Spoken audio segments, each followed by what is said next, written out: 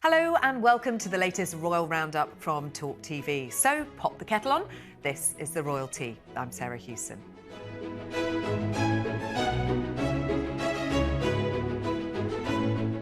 On today's show, we discuss the King's lavish state banquet for the President of South Korea, plus how Harry and William could be sticking to one Christmas tradition this year, and find out which royal has claimed they're brought up not to overshare. Joining me to discuss all of that and much more are royal commentator and TalkTV host Daisy McAndrew and royal correspondent Rupert Bell. Hello to you both. Now, the King and Queen were joined by the Prince and Princess of Wales, the Duchess of Edinburgh and the Princess Royal as they hosted South Korea's President Yoon Suk-yeol and his wife Kim Kyun-hee for a white tie dinner earlier this week. State banquet at Buckingham Palace. Very traditional in many ways, and then the introduction of K-pop and Gangnam Style. Gangnam Style. I think this really played to Charles's strengths because he is somebody, obviously, he's been brought up to, who can marry high tradition and formality with a lighter touch and being able to be, quite funny and humorous. And so we had him there in all the regalia, a chest full of medals, the white tie, all the frocks and tiaras and all the rest of it, but then delivering a very endearing speech to, addressing his Korean audience, some of it in Korean, and as you said, Sarah, referencing Gangnam Style, of course, one of Korea's most famous exports, that song that captured the world a few years ago, and also playing host to this K-pop band, this Korean pop band, who have millions of followers. So it's not insignificant. We had the soft diplomacy, and the behind the scenes, trade deals going on, and then trying to appeal to a different audience, a K-pop audience. So I think it was a real success. And there were honorary MBEs for the members of Blackpink. And I think Daisy's got a point there, isn't there? The royal family needs to reach out to a younger audience, and this is a pretty shrewd way of doing that, isn't it? Well, actually, you can go back to something I just about remember, when the Beatles got their MBE, and because Harold Wilson, the Prime Minister at the time, said this was the best move he could, because he could make him seem relevant to the younger generation in the swinging 60s. So you can see exactly, you wouldn't say it's a cynical move, but it's a very good move, and also citing their environmental issues, that they're very pro that as well. So there's many reasons why they have been given this honorary MBE. One of them actually has it for real, because she's of New Zealand, half New Zealand as well. So I think it's a very shrewd move by the King, and shows what he's about, which he does have charm to burn, and the significance of all the pomp and circumstances. World leaders love it. End of. Exactly. And it works. Because that world leader, whoever it is that is being entertained at Buckingham Palace or Windsor, wherever it is trying to get as much publicity in their home. It's not the publicity that they get here that matters to them. It's what happens at home. And if they can increase their popularity by being lauded by a monarch, it's a big deal. And then, of course, that will make them hopefully more likely to sign on the dotted line, to get some trade going, to get some inward investment into the UK. It matters, this stuff, particularly in a post-Brexit world. And you actually look at the two countries that we've had state visits. We've had South Africa. Their president, not universally popular, but it was seen as a significant move from a trade point of view to get into Africa. We've also he's had a state visit to Kenya, and then we've got South Korea. It is the post-Brexit world that Britain are trying to create, and not looking, OK, you may have gone to France and Germany, but there are wider significant things at play here. Exactly, and it's important to remember these decisions of who get these visits or these honours. It's the government who decides that. It's not the royal family. And when you dig a bit deeper into the finances, you see why South Korea got this. They are the 13th biggest economy in the world, but we, the UK, are only their 5th biggest trade partner in Europe, not in the world, in Europe. We should be doing much more business with them. There's money to be made there. That's why you saw what you saw. And it was interesting watching South Korea's president during that state banquet, during the King's speech, and he was looking around and taking in every moment of it. And you mentioned the soft diplomacy, because the power of those occasions Yeah. and the optics of those back home is really quite important.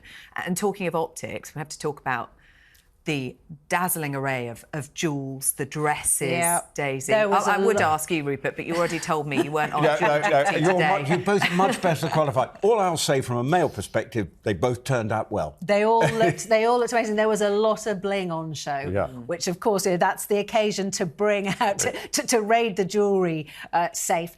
So we saw Kate wearing the rose tiara, which is the first time we've seen her wearing that. That was a tiara that was given to the Queen Mother by her father. It's called the Strathmore Rose Tiara. Now, in the 1920s, when the Queen Mother would have worn it, it would have been right down low on her forehead. But of course, Kate modernised it by wearing it up high, in amongst her hair, as it were, looking incredible.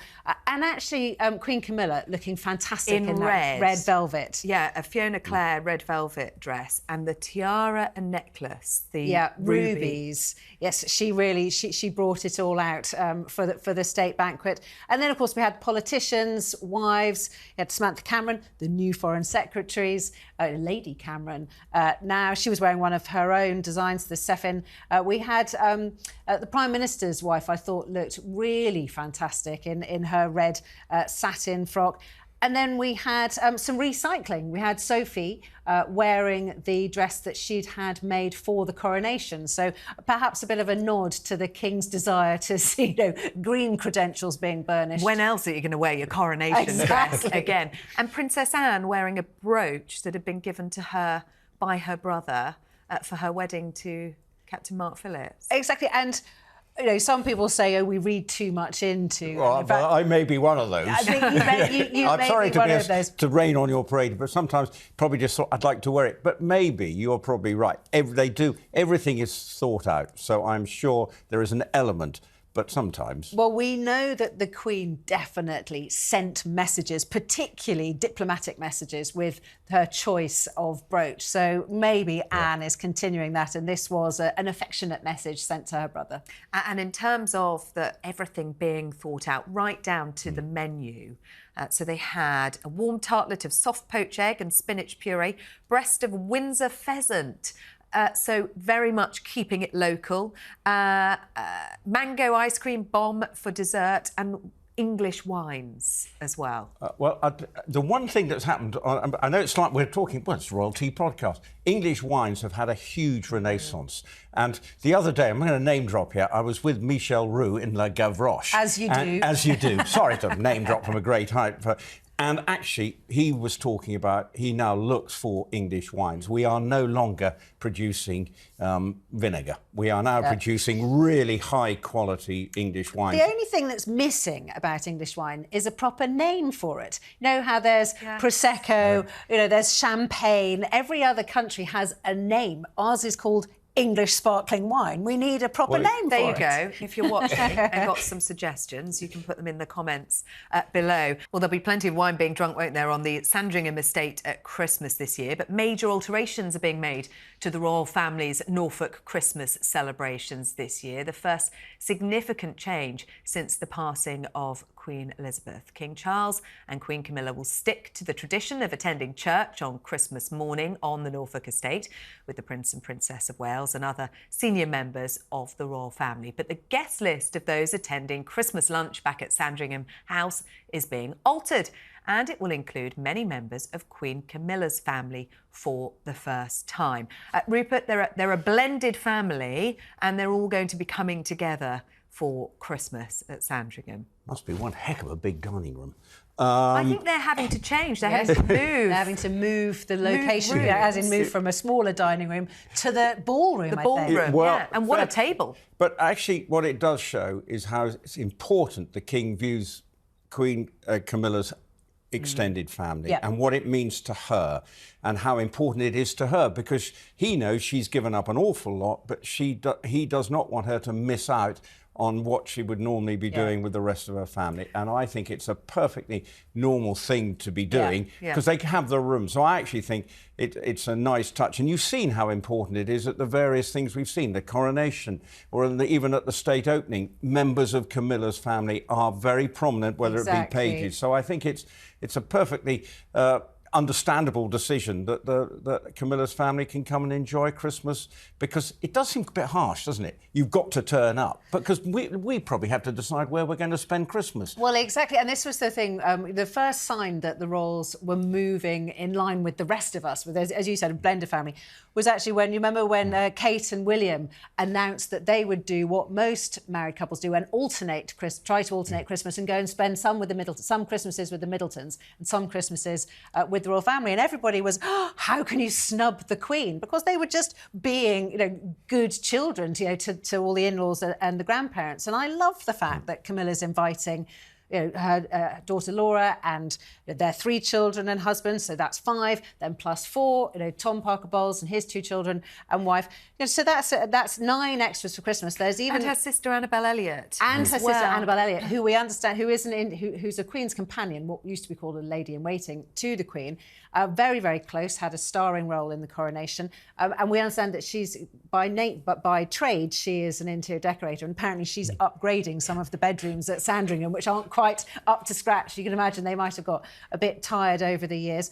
And as Rupert, as you were saying, I found it so touching at the coronation that the Queen had the names of her grandchildren embroidered on her coronation dress, along with her dogs. You can see that the dogs are just as important. And in previous years, she would have done the official bit with the royal family on Christmas Day, and then she'd have left and gone to see her family and celebrate with them. Now, because they're hosting, they are bringing them all together, including Prince Andrew and Sarah Ferguson. Yes, they won't be. We understand they won't be staying in Sandringham in the house itself. They'll be on a house in the grounds. But I think we've seen this for the last few years. The thawing. We know that it was really Philip who was the block between, particularly Fergie, being welcomed back into the family. And once he had gone, we know Fergie and the Queen were, Sarah Ferguson, were pretty close. But I think that relationship between Charles and Andrew and Sarah is closer than it had been. And of course, Christmas, that's how we were all fascinated by all those traditions, aren't we? The fact that they do presents, and the big deal is Christmas Eve as part of the German tradition. We know from Harry's book that there'll be the big trestle table covered in cloth, which has name places, but not for sitting down and eating. So your presents are put in front of your name place, and joke presents, and all goon gifts, as my family calls them. But for Charles, he's a great fan of the goons, so you can see why he would continue that tradition. Talking of Harry, in this extended guest list for Christmas this year, are we going to see Harry and Meghan on it? Because they've let it be known that they wouldn't turn down an invitation, Rupert. I can't see it happening yet. I don't. It may be between the King and Harry, maybe thawing, but his brother, they're just a lack of trust. Even if we're hearing about this private call they had, suddenly it becomes public knowledge. Now, I don't know who briefed who about this private call they have had, and that's the problem. And until we see a long-term period of truce, and bearing in mind we've got this book coming out as well, which is not going to be desperately flattering on the royal family, it would seem. This is Omid Scobie's book. The Omid Scobie book. So at the moment, there is no time for them to appearing at Sandringham in a photo opportunity. That is not on the agenda. No, I think. I mean, is there a way round it, Daisy, that if the King did want to see them, and of course see his grandchildren, Archie and Lilibet, who's only met at once, could he possibly invite them for New Year, either at Norfolk, or if he wants to get a bit further away from the Waleses, head to Scotland? That's certainly been mooted, and I can imagine, given that we were talking about Camilla and how close Camilla is to her grandchildren. She sees them all the time. She wears a gold pendant with their initials on it. She plays Wordle with her granddaughter every day. And you can only imagine that seeing that relationship for Charles must be very painful when he doesn't have that relationship with two. He's only got 4 grandchildren, and he doesn't have that relationship with. Sorry, he's got five grandchildren. He doesn't have that relationship with 2 of them.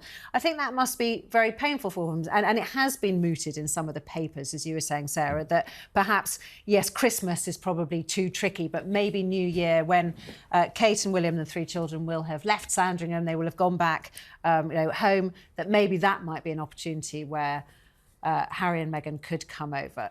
it would be a big deal, but I think most people would celebrate it. Absolutely.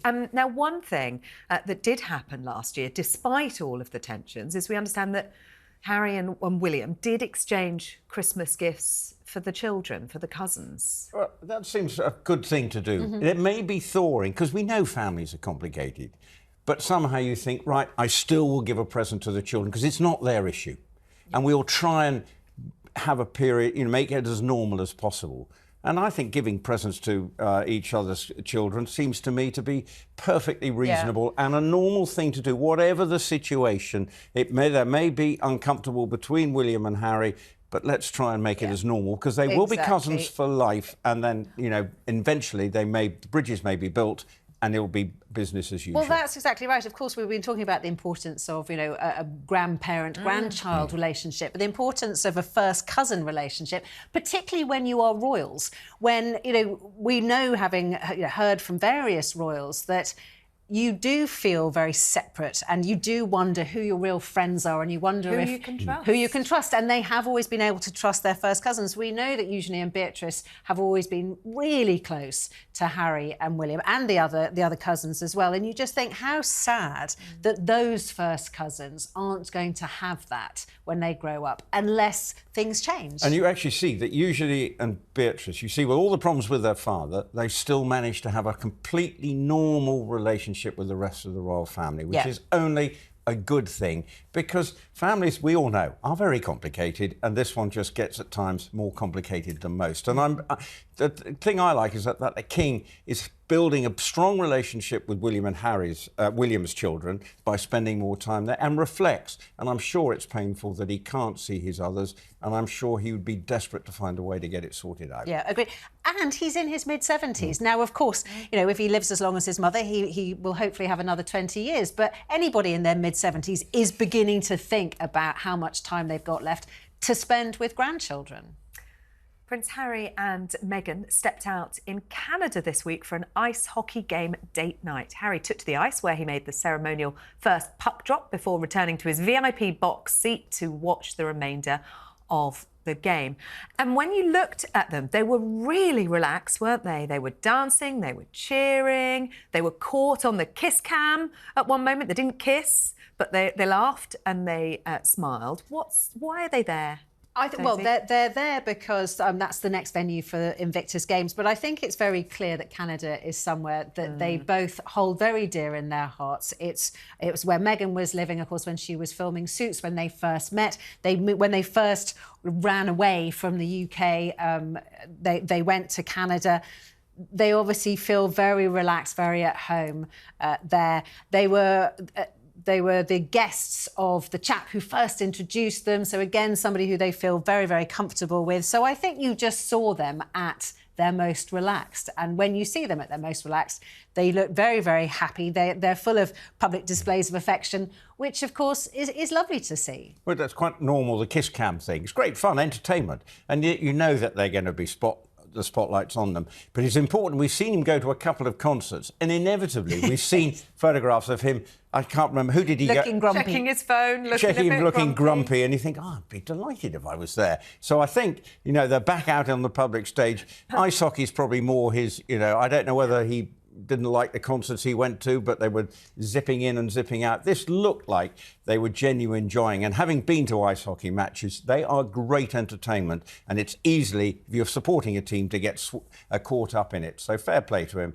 He looked like he enjoyed himself, definitely on the world stage again. Yeah. Sarah Ferguson made her debut as a This Morning host alongside Alison Hammond and Dermot O'Leary this week. During the Love and Relationship segment, the Duchess acted as an agony aunt, offering advice to two couples struggling with intimacy issues in their marriages. And there was a running theme in Sarah's responses, with the mother of two suggesting both callers reignite the spark by spicing things up in the bedroom.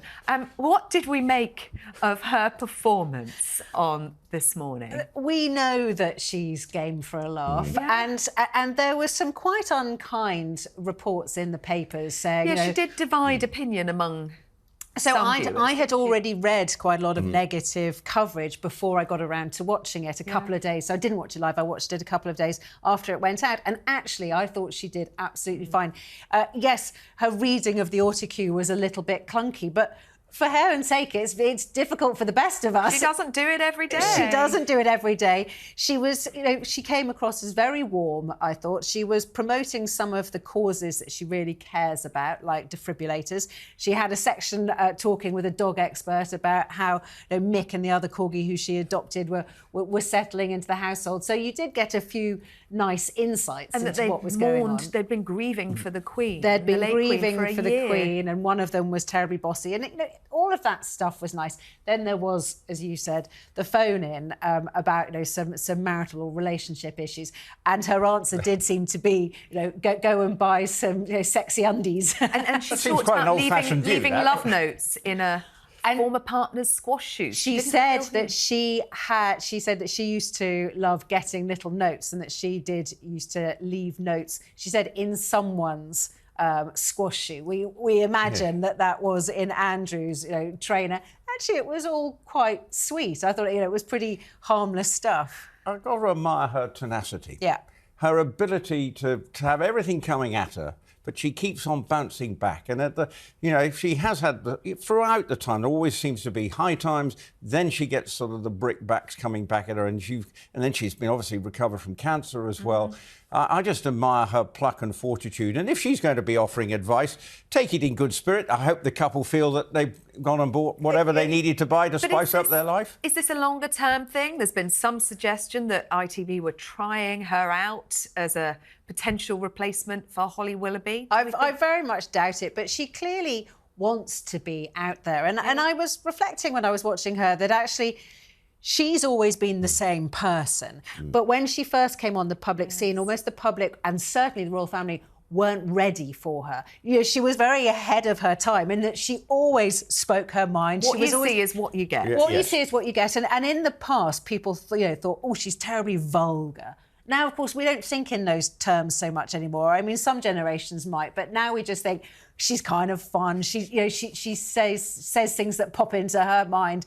She's not all stuffy. And I think we have slightly caught up with her now and quite like it. And she never complains, does never. she? No, fair play.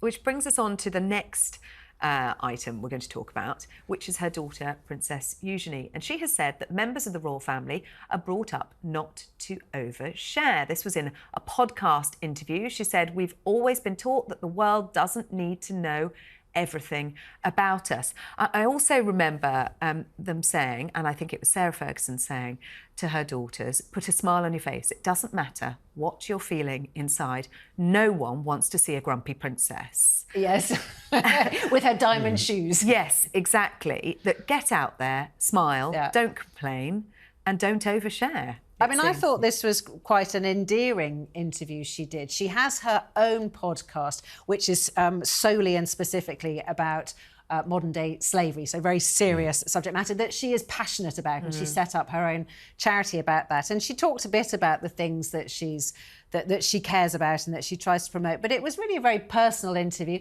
not oversharing, but she was asked whether she would do a more personal podcast, and that's when she said, we're kind of taught that that we shouldn't give too much away, but that she did give some things away. She was saying how her relationship with food, it was a foodie podcast, had been difficult because of all the criticism and attention she'd had, as she said, as a chubby teenager with a pudding bowl haircut, and everybody commenting on how she looked, and she found that then she had a difficult relationship with food. I thought that was very honest. She talked very glowingly about her children and what they like to eat and her sort of favourite meals and so on, and then did talk about what it'd be manners, because the podcast called Table Manners, and how at home with Andrew and Sarah, pretty much anything went around the table. But of course, going and eating with Granny was a very different, very different matter. And that Fergie's at home, the only thing that Fergie would say is, she said when she put her knees up, she would point at the knees and say, "Were they invited to dinner usually?" Which I rather liked. I'm going to use that one. Were your knees invited to dinner? I think I had members of my family saying exactly that to me. But I think it is when the oversharing, maybe we know which family are liable of oversharing at the moment. And so I think there's a slight dig at Meghan and Harry, because we don't want... That's the whole point of the royal family. And Fergie's absolutely right. That gung-ho spirit, get up, put on a happy face, that's what the general public want. And if they see misery, that's not what they've turned up. They want that moment when they remember meeting a princess to be something that is sparkling, because that's the whole point of the royal family. And she was also talking about the art of small talk. She was being asked about that and you know, whether it came naturally. And she was saying absolutely not. It's something that, you know, we in the family have to learn, and we're taught, you know. And she was saying, you know, I have an event on Thursday and it's a military event, so I will make sure I've done all my homework and I'll understand which regiments, and I'll be able to say to everybody, you know, to anybody I meet, oh, you're in such and such, you're an engineer. And she was laughing and saying, so then I'll say something really stupid like, you know, aren't bridges fascinating? but you know, she was impressive on it. Yeah, and I thought that actually with the images of the state banquet and how they all walk in with a member of the South Korean delegation, and they've got to have their small talk ready for those moments, because the cameras are on them, they're all walking in together, and, you know, who do you turn to? The order, turning to talk to the person on your right or your left. And... Exactly, all of that. And the other sweet moment, actually, was she was, again, talking about how chips are her favourite food in the entire world, and that she has a habit of eating chips like this, which came from... Not oversharing. Not oversharing. Which came from, she had her security brief, her policeman was called Brian, and apparently he always stole her chips. And so she, even to this day, guards her chips with her life. That is all we've got time for this week. My thanks to Daisy and Rupert. If you want to join in with the debate, please leave a comment and make sure you subscribe if you don't want to miss a single episode. We will be back next week with all of the latest on the royal family. Hope you can join us. We'll see you then.